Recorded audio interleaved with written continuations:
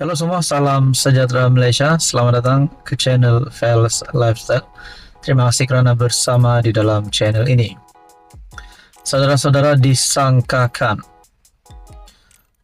cara ataupun langkah bersatu, yaitu yang diumumkan baru-baru ini oleh Hamzah Zainuddin berkaitan dengan semua wakil rakyat bersatu untuk menyatakan kesetiaan melalui surat ataupun borang, saya tak tahu, tetapi satu arahan daripada kepimpinan bersatu supaya semua wakil rakyatnya menyatakan kesetiaan terhadap parti. Ini sudah pasti berkenaan dengan langkah yang diambil oleh beberapa wakil rakyat bersatu yang beralih sokongan. Nah, saudara-saudara, disangkakan ini akan menyelamatkan marwah bersatu. Disangkakan akan ada berita gembira selepas Hamzah Zainuddin mengumumkan perkara itu. Namun lain pula terjadi. Boleh pula MP Bukit Gantang ini membuat kenyataan berkata surat bersatu tiada makna. Ahli Parlimen Bukit Gantang takkan jawab. Nah, saudara-saudara, mungkin ini satu tamparan hebat kepada Muhyiddin Yassin sebagai Presiden Bersatu. Menerusi satu artikel daripada FMT, surat bersatu tiada makna, ahli Parlimen Bukit Gantang takkan jawab. Syed Abu Husin Hafiz Syed Abdul Fasal berkata, beliau sedia bertanding jika PRK berlaku di kawasannya. Ahli Parlimen Bukit Gantang Syed Abu Husin menyifatkan surat arahan dikeluarkan bersatu kepada wakil rakyat mengumumkan sokongan kepada PM Anwar Ibrahim tidak bermakna. Saya dah pun terima surat berkenaan. Tiada apa-apa makna dan saya tak akan jawab. Rasa-rasanya apa perasaan Muhyiddin Yassin setelah mendengar kenyataan daripada ahli Parlimen Bersatu sendiri yang menyatakan bahwa perkara itu tiada makna. Ini pasti satu tamparan hebat untuk kepimpinan Bersatu terhadap Muhyiddin Yassin, Hamzah Zainuddin. Saya nak tunggu apa tindakan mereka selepas 14 hari, dan jika berlaku PRK pun saya akan turun bertanding. Apa yang saya buat adalah mahu menunjukkan tindakan mereka itu tak betul, merosakkan fikiran rakyat dan mengganggu ahli parlimen menjalankan tugas, katanya menurut berita harian. Setiausaha Agung Bersatu Hamzah dilaporkan berkata, 6 MP dan seorang adun yang berpaling tadah diberi tempo 14 hari untuk menjawab surat arahan dikeluarkan kepada mereka. Katanya, kegagalan berbuat demikian akan menyebabkan keahlian mereka terhenti serta-merta mengikut pasal 10.4 Perlembagaan Bersatu. Syed Abu Husin berkata, beliau sudah merujuk surat arahan itu kepada peguam serta bekas hakim yang memaklumkan ada kesalahan kerana sengaja membuat gangguan dan menghasut rakyat. Beliau menjangkakan semua 7 wakil rakyat terbabit sedia mengambil tindakan jika perlu bagi memberi kesedaran kepada Bersatu.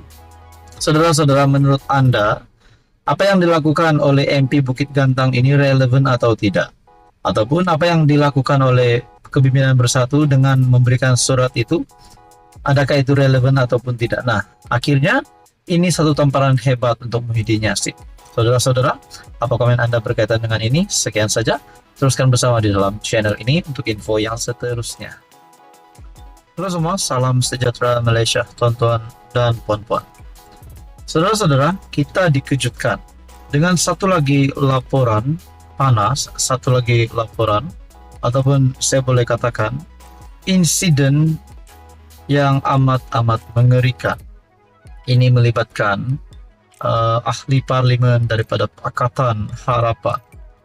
Ini satu perkara yang amat ditolak oleh rakyat Malaysia, yang amat ditolak oleh kepimpinan. partai politik. Saudara-saudara, selepas Teresa Kok ataupun ahli parlimen Seputeh daripada Pakatan Harapan yang diancam ataupun diugut bunuh, di mana kita mendengar ataupun kita mendapat maklumat daripada media sosial bahawa polis mengesahkan menerima laporan daripada Teresa Kok berhubung ancaman surat berisi 2 butir peluru dan 1 kertas putih bersaiz A4 tertera perkataan ugutan bunuh yang diletakkan di peti surat kediamannya Sabtu lalu. Saudara-saudara, apa yang mengejutkannya adalah akhirnya kepimpinan daripada PAS antara yang terawal membuat kenyataan bahawa parti PAS bersolidariti bersama Kok kutuk ugutan bunuh. PAS menyatakan solidariti parti itu terhadap ahli parlimen Seputeh Teresa Kok Suu Sim dan mengutuk keras insiden ugutan bunuh terhadap pemimpin DAP itu. Setiausaha Agung PAS Taqiyuddin Hasan berkata, Kok berhak mendapat semua perlindungan yang disediakan di bawah undang-undang daripada apa-apa juga perbuatan jenayah dan yang bertentangan dengan undang-undang. Beliau berkata, PAS juga menuntut agar siasatan dan pendakwaan terhadap pihak terbabit disegerakan, memandangkan kes keganasan dan merosakkan itu kerap berlaku sejak kebelakangan ini, melibatkan ahli politik, anggota pasukan keselamatan, ahli sukan, ahli perniagaan, dan sebagainya. Teresa sebagai rakyat dan juga ahli parlimen berhak mendapat semua perlindungan yang disediakan di bawah undang-undang negara, selain berhak menjalani kehidupan, baik sebagai individu maupun ahli politik, dengan aman dan bebas daripada ketakutan atau ancaman. Nah, saudara-saudara, ini adalah satu contoh ataupun teladan daripada pemimpin politik yang perlu kita contohi.